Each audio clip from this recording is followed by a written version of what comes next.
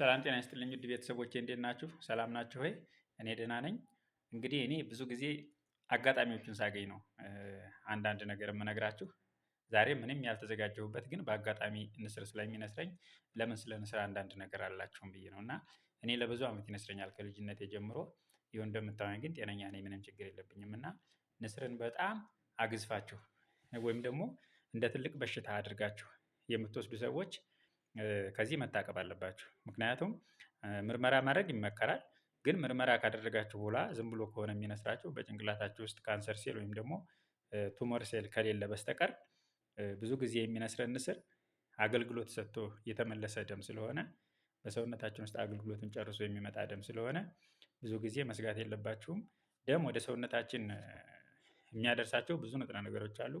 እንደ ኦክስጅን፣ አይረን፣ ሄሞግሎቢን ምናምን የመሳሰሉ ብዙ ንጥረ ነገሮችን ደም ለሰውነታችን ያደርሳል፣ በተለይ ለአእምሯችን ክፍል።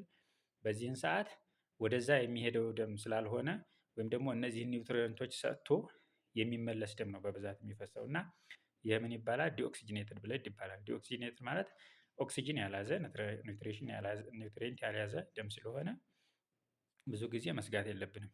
እንደውም ምንድነው ማድረግ ያለብን?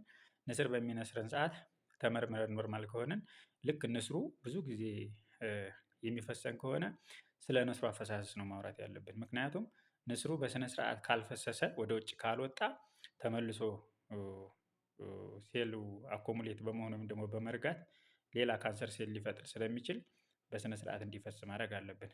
እሱንም ደግሞ እንደዚህ አድርገን ሳይሆን የምናፈሰው አፍንጫችንን በተወሰነ ደረጃ እንደዚህ ያዝ አድርገን በርከክ ብለን ተቀምጠን እንደዚህ ሆነን እዚህ ጋር አኮሙሌት እንዲሆን ማድረግ አለብን።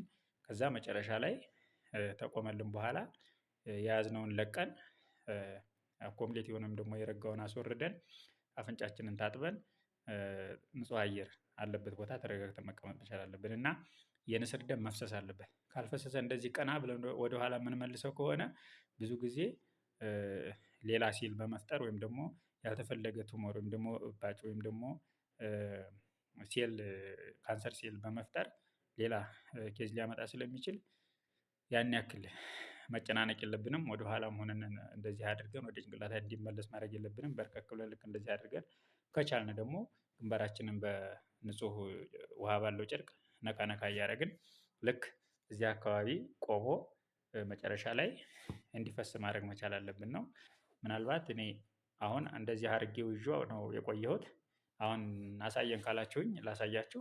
እኔ እንደዚህ አድርጌ ነው ያረጋሁት እና መጨረሻ ላይ ልክ እንትን ሲል ሲረጋልኝ ነው ይሄንን ወትፍ አድርጌ እንትን ያልኩት እና አሁን ልክ